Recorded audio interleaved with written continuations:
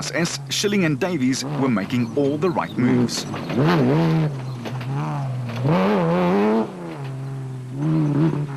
With Rowicon head honcho Peter Ruthven and his co-driver Deval Boshoff right behind them, they too would fall by the wayside.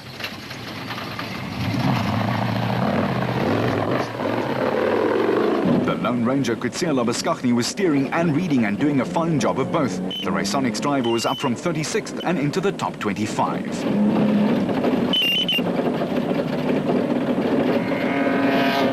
But still letting the faster men through.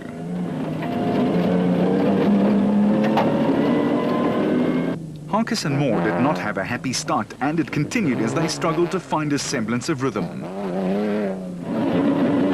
But for Kutsia, it got even worse than that. Ahead of him, there was a traffic jam of note, as special and production cars all wrong-slotted in front of him. A little bit like the M1 on a Friday afternoon, more likely.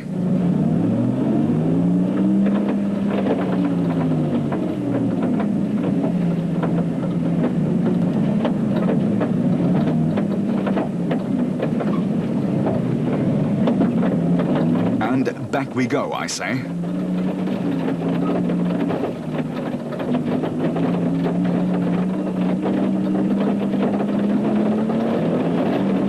The BB Auto Nissan outfit had two cars entered, and Arnold du Plessis and Johan Knox were third in class.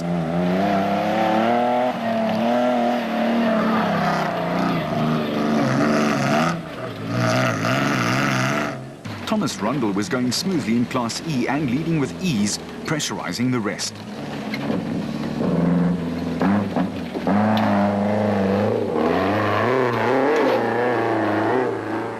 The Royal Blue Chevy with De Villiers and Prinsloo just led Jannie Visser and Joks Leroux in their Toyota. They were second in class.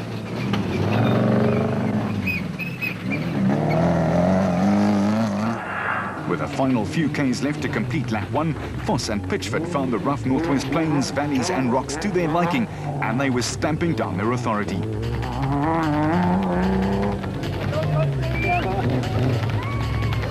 With Variawa just about a minute down and pushing as hard as the porter would let him.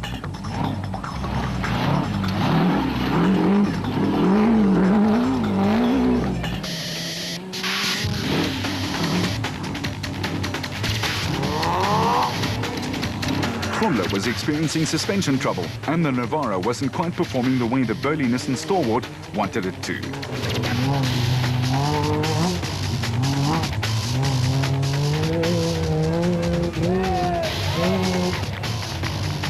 Berthold and Costain swept into third overall after their stablemates, the Harpers, had crashed into a rather large rock while trying to overtake Variawa.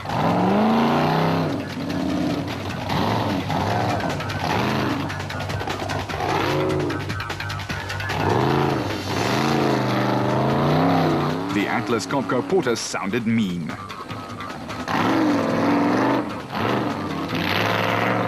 And surprise, surprise, Cox raced in. He'd made up a staggering 14 places in just 120 kilometers.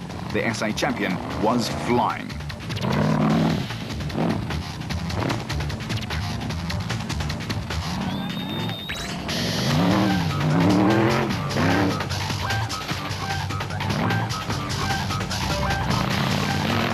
Next, another great first lap was produced by Woolridge and Schulthammer, who clocked the fastest opening salvo of the race, a 1 hour and 42-minute effort, and that took them from 9th to 6th, and there was more to come.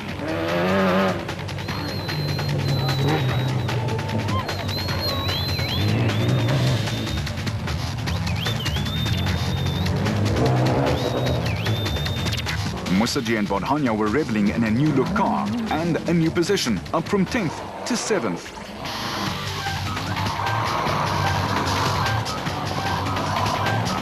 And just far enough back for the dust to settle, our camera found the Silwolds holding station in 8th place.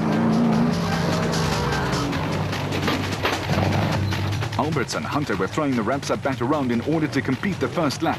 They were up to 6th in Class A. With the next Silwold car, that of Herman and Mornay Miller, right on their tailgate. Hutchison and his co-driver Kim Bergman were experiencing a few teething problems too with their new specification bat, mostly fuel starvation, which obviously affected them badly. Tollefson and Evans were trying to go as quickly as they could, but this Dakar Rally veteran knows how to nurse a car to the finish. That much was clear. Cronje and Birkin were applying the same philosophy in the Castrol Toyota Hilux, and their new car was settling in very nicely too.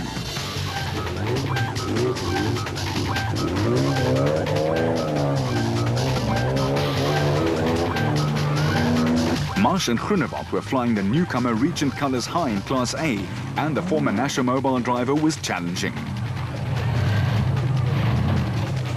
But then again, so was the territory. Just ask Richard Schilling, who's seen the worst ever. Even he was quoted as saying that the rate of attrition would be high.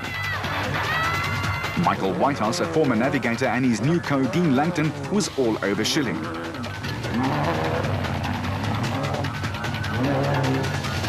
And at the end of Loop 1, the VIPs were being entertained, watching as the cars came by for the first look at the pits at high speed.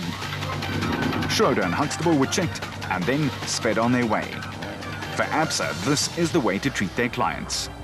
Yes, the off-road series for us is definitely working. You know, firstly to say, being outdoors, it's always exciting, it's fun, it's a nice environment, and from a branding point of view, it increases our exposure. And obviously, also working for us from an investment point of view. We also use these events to bring some of our dominant dealers and our manufacturers to these events. And today here at Sun City, we've got over 200 dealers supporting us at this event. So obviously, a nice investment, and we've been involved in this investment for the last 6 years, and it's growing year to year. In the meantime, sponsors, team management and spectators now have a way to keep track of each and every competitor by way of an immensely accurate GPS system. Our idea from GPTech's point of view, in conjunction with Motorsport CC, was to be able to demonstrate live tracking for the sport of motorsport. What we've done is there are three elements. We looked at it from an official's point of view, and the most important element there was safety first. So the idea being that if a competitor gets into trouble, that we're able to see exactly where that competitor is and send out either the mechanical teams or the emergency services. The second element, which we've done together with iAfrica, is the public interface. That's to create a worldwide web interface so you can log on from anywhere in the world, literally, and you can be able to see what the competitors are up to on race day. The third element from the point of view of the competitors is to look at route adherence. What we do prior to the event is we put the route onto the system, and then with the live tracking devices, we're able to see how the competitors do compared to what they're supposed to be doing. The Sun City 400 continues after this. Vehicle and Asset Finance.